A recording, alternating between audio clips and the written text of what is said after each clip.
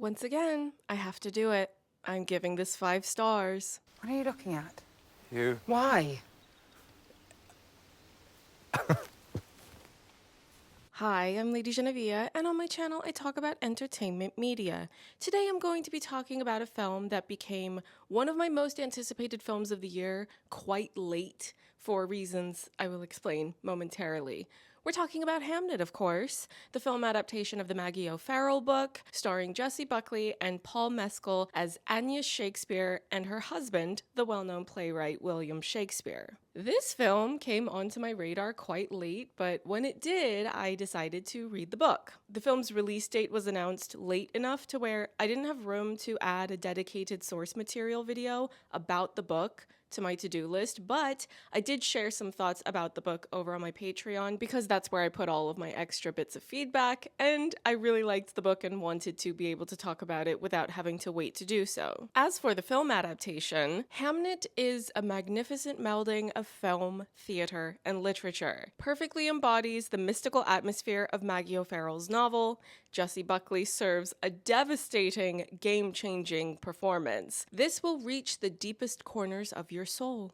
Paul Mescal also more than holds his own. It's just that if you've read the book, you know so much more of Agnes's interiority, so there's naturally going to be higher expectations for whomever is going to play her. So it came as a pleasant surprise to see how much more fleshed out this examination of William Shakespeare was, how much more they gave the character to do, and how Paul very much rose to the challenge and delivered everything the role required. I went back and forth about how much I should spoil and when, so I will say that everything I just said is the completely spoiler-free section. I'm going to expand into the less spoilers section now because the book is already out and has been for a few years now, and also it's a work of historical fiction that is tapping into certain real-life details of these historical figures' lives, so if you wanted to simply know whether I recommend it or not, yes, I do. 5 stars, but make sure that you bring a box of tissues. You will need them.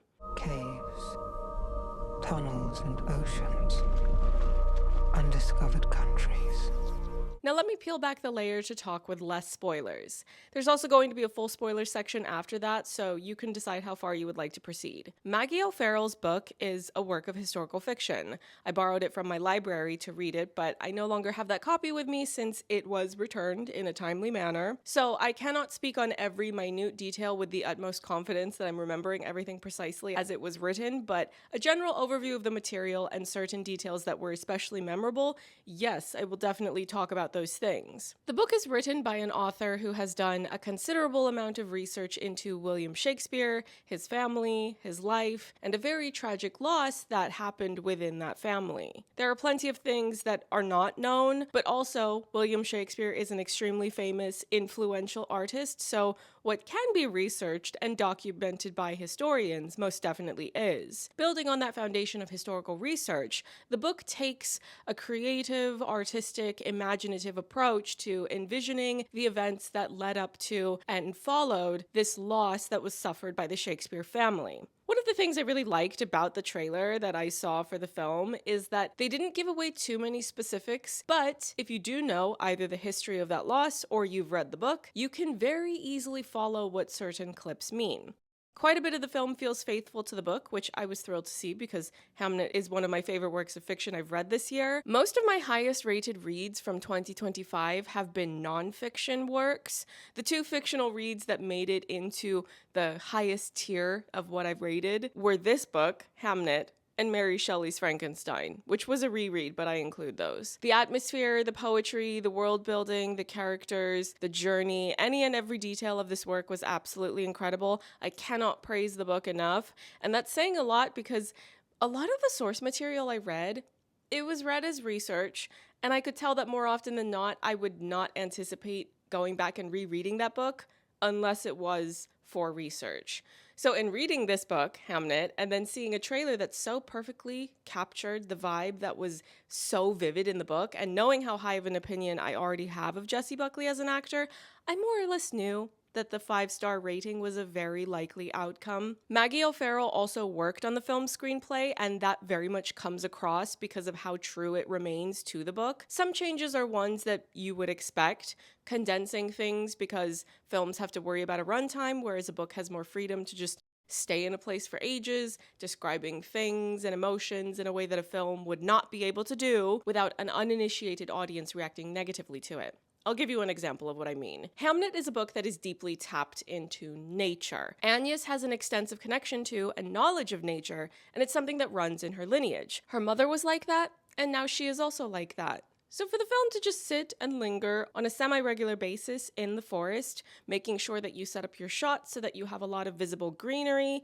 that is a perfect way to maintain that emphasis on and connection to nature that is described at length in the book without tiring your audience. Now, I love lingering in nature. I love when films do that because there is beauty to be found there, and I understand how that can enrich the subtext of something. But not that long ago, we had a film released called Anemone that I liked, but didn't seem to be quite as well received in film spaces, Letterboxd and whatnot. And one of the complaints I noticed was people acting like the film got boring at times. Anemone would have these long, lingering shots of nature, trees rustling in the wind, and I loved seeing that, but not everyone seemed to understand what that was doing. I did not deduct anything from Anemone in my own experience of watching the film and forming an opinion of it in regards to there being a lot of those longer, lingering shots in nature. But with Hamnet, the balance is calibrated in such a way that I don't think it slows down to such an extent that it would confuse viewers who haven't read the book and experience the atmosphere of Agnes and her mother's mystical connection to nature as Maggie O'Farrell wrote it. The emotional depth of those characters, the bonds within the family, it's so phenomenally performed that when I went to my early screening and it started to really get its momentum going, I could hear so much audible sniffling creeping in that was not there when the film first began. Now, I was already tearing up quite early on because I already knew the story and I could see the outcome of certain details far before they were fully revealed in the film, but when it really started to claw into the souls of the audience, people were affected, and I think you will be too. It's not a movie that's conspiring to make you cry in a way that's cruel or mean-spirited, but more so, it's aiming to be emotionally truthful and honest and vulnerable about a real loss that happened in history, and I think there's something deeper to extrapolate from that, but I will share more of those thoughts and what I mean in the full spoilers section. Another thing I want to compliment before then, though, is the film's use of long takes. They don't overdo it, but there are definitely exchanges where you see more of the typical filmmaking style of cutting back and forth between whomever is speaking and coverage of the person that's listening or reacting to the person that's speaking. But they also repeatedly do these longer takes where you keep all relevant parties in frame and you just have them go to work. And you don't interrupt that in the take or the edit. And that feels like such a perfect choice, not just because of the capabilities of the actors you've cast, but also because this is a story about the Shakespeare family, and the Shakespeare name is known as an iconic playwright, so why not embrace that type of live theater style of storytelling visually in the film medium? I kept noticing that choice because of how often they would do it, and I really loved it. Especially because of how expensive live theater is. That's something that doesn't often get brought up when talking about how going to the cinema nowadays can feel like an expensive thing for people to do. Live theater is far more expensive, so it was nice to feel like I was able to have these samplings of being able to go to the theater again. Give Jessie Buckley all of the awards. Best Adapted Screenplay. Hurry up, let's go. Maggie O'Farrell, how many other books do you have? Because I'm most certainly going to be looking you up, because Hamnet the book and Hamnet the movie, 5 stars, both of them. I said what I said. Because I need you to look after your mother and your sisters. Will you do that? Yes. Will you be brave? Yes. Yes. But now let's go into full spoilers. A fair bit of this is going to be me comparing things in the film to the book, just because I never did a dedicated source material video to the book because of how late the film got on my radar, as I already explained. I love that the film opened with Agnes in nature and having her close relationship with the hawk. I, of course, assumed that a lot of the details and interiority that is described in such vivid detail in the book was going to need to be either omitted, condensed, or just hinted at, and hope that some of the viewers could pick up on the subtext even if they hadn't read the book. Agnes is really close to her hawk, and having that being the opening and also showing how much the loss of that hawk's life later on in life hurts her is an effective means of conveying the depth of that relationship as well as reiterating her connection to nature. In the book, William's father and Agnes's stepmother are more cruel and abusive than how they were presented in the film. They weren't sympathetic by any means in this adaptation, but I think it made sense to just do enough so that you can understand the main characters and how those negative relationships can sway certain decisions they make. The main devastation the film keeps the focus on is the loss of Hamnet, and that part was when the audience I was amongst really lost it. There was a lot of emotional sniffling. That's when it really flared up. When they first showed William and he had a head wound, I immediately thought that's from his father. And not only that, the fact that early on in William and Agnes's courtship, you see her create some sort of medicine from plants and she uses it to treat his head wound. I loved that detail and that it was part of her love language and it's something that she learned from her mother. In the book, they show a lot more to do with her creating medicinal treatments from herbs and plants and various people in the town coming and asking her for them. They didn't really include that in the film, but again, trimming branches is a common occurrence when adapting from a book to a film. The score was also something really effective in better immersing the audience in this time period, as well as evoking this borderline mystical feel to the storytelling with Agnes having this ability to see things. I really liked the clear parallel they made where people were trying to keep Agnes separated from her mother when she died, whereas Agnes as an adult woman, she did not keep Judith separated from Hamnet after he died. She gave Judith the choice of whether or not she wanted to see her brother after he had passed away.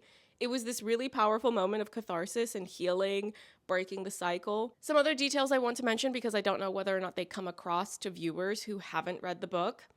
Agnes was able to see that her firstborn child was a girl before she was born, but then when she was pregnant with the twins, she was more unsettled in the book, and you were aware of that because it's a book that can easily tell you exactly what she's thinking, because Agnes couldn't tell the gender of the baby until both of them were born, and that's when she was able to learn that it was twins, one boy and one girl, and that was the reason that she couldn't tell the gender of the baby. They do mention in the film that she had a vision of herself on her deathbed with her two children there to see her, and this is another reason why she wasn't able to see that she had twins. Their birth threw off her understanding of things. She did become more paranoid because Judith had the more difficult birth, and she often gets sick in her childhood, so that made Agnes focus more attention on her to try to make sure that Judith will survive into adulthood. Hamnet's death scene, I might be misremembering this, but I'm pretty sure it wasn't that violent or traumatic in the book,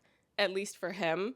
If memory serves, though, he just goes and lays with Judith, and he says or thinks something similar to what he said in the film about how the two of them often switch places, so now when death comes for Judith, he will trick death into taking him instead, so then when Agnes comes and checks on Judith, she finds Hamnet dead and Judith on the mend.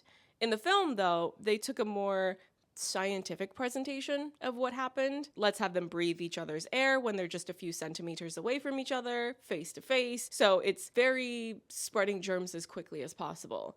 I don't know if I have a strong feeling about whether or not this was the right or wrong way to adapt the death scene. They still maintain a sort of mystical quality to it by talking about this idea of tricking death into taking a different twin, being able to see Hamnet in some version of the afterlife. So I don't think the change necessarily undermines the emotional heart of the story, but it was one that I wasn't expecting. One detail that I did love, though, that I really wanted to mention is that in the book, they go on this whole side quest, this long story within a story about about how the disease came to be in the place where Judith got infected. I don't remember exactly where it started. Maybe it was Spain or some other southern European place, but there was something involving a monkey and a flea on that monkey, and there was a boy working on a ship, and he briefly encounters this monkey. The flea jumps onto the boy's collar, and then the boy goes back on the ship he works on, and many animals get sick from this infected flea, and it's this whole voyage about how it reaches Judith. It's one of those fabulously indulgent things that a book can do, but a film is not as conducive of an environment to include that sort of thing. However, in the film, they did a sort of artistic wink and a nod to that, where William, when he's in London, he sees a shadowy puppet show happening, and in that show, you see a monkey interacting with a young boy who then interacts with other people who are visited or nodded at by a plague doctor, and then those people sprout angel wings and fly away, indicating death, of course. So it's this very clear reference to a highly memorable part of the book that I was so thrilled to see, because I remember that part of the book had really stood out to me, and I appreciated this stylistic choice to contextualize the illness and infection and its origins in the way that it did. But one thing that I noticed as a change from the book to the film that I'm probably very evenly split in my opinions of, the fact that it was changed. In the film, you see William Shakespeare come home from London for a visit, and he brings back gifts, one of which is a sort of jewelry item for Agnes, and she's not really interested in it. She's not impressed. Their relationship is at a low point. In the book, though, when he brings home this piece of jewelry, when Agnes holds it, she is able to use her mystical ability to see things and have an intuition about things. And when she touches this gift, she can sense that the person from whom it originated is someone that wishes her harm. And in short, she correctly deduces that this piece of jewelry came from some random woman whom he had slept with. And she has a very noticeable reaction to it. She looks at him and he looks at her, and he immediately knows that she knows that he stepped out of his marriage and that that's where the jewelry came from. And I remembered that part of the book because it was so dramatic and messy. Now, I think if I were to speculate, the choice to change that detail from the book might be that it does undermine the audience's investment in their romantic love story if he goes out and sleeps with another woman. You will turn against him, especially the women in the audience. We don't like men who do that. So if you want there to be a more satisfying catharsis at the end and have some sort of hope that they can be as okay as they can be as a married couple who have loved each other deeply and lost sight of that after experiencing this traumatic death, it's probably better if he is not an adulterous slag. That being said, if they had kept this exchange to be more faithful to the book, I just know that Jessie Buckley would have been phenomenal at performing the drama of that betrayal the way that it was in the book. My final conclusion on that particular detail, though, is that, as I've already said, it's a 5-star book and a 5-star film, and you should reread and rewatch both of them, so you are able to have it both ways. I was initially surprised by how long they were spending in the Globe at the end of the film, though I'm not complaining because I've seen a Shakespeare play at the Globe. It's a good time. I think everyone should do it at least once. It was The Tempest, by the way, the play that I saw, if anybody wanted to know. But having seen the whole film play out and how Agnes experiences the play, where she's upset and hostile and skeptical at first, but gradually comes to realize the power of the play, the power of ripping your soul out and putting it into your art, which in this case is how her husband is processing his grief because it's many centuries ago when therapy wasn't a thing. And in the end, there's this realization that her son will live on through this art. When she put her hand out, I could have absolutely lost it. I don't know how I could still see the screen by that point with how much I was crying. If all of you are just now realizing that Jessie Buckley is absolutely that girl, I implore you to watch Wicked Little Letters. Don't look up plot spoilers, but it's a dramedy starring her and Olivia Colman, and that's all you need to know. Although there is loads of swearing in it, so if you have young children around and you don't really want them to hear that type of language, just be advised that it's a very sweary movie, but also one that's really fun to watch. The final point I want to make about Hamnet, the film, is that I think a central thesis of the story, both in the book and in the film, is just how significant everyone is. This boy who didn't even get to live a full life hundreds of years ago, the loss of that life is felt here and now. A different boy who was just trying to live his life unknowingly brought this disease from one country to another. Every person does things, and those actions have ripple effects into the world to a degree that we can never fully know. And I think the purpose of the story is for you to take what's good about that idea, to cherish each and every life, don't regard people as disposable, understand that your actions do impact others. It might sound kind of silly and simplistic when I say that out loud in a YouTube review, but if you read the book, or you watch the film, or you do both, I think you can really understand why I'm interpreting those ideas from these works. To say for the umpteenth time, 5 stars for both the book and the film, Jessie Buckley for every Best Actress award. All of this was peak Irish excellence. Sláinte.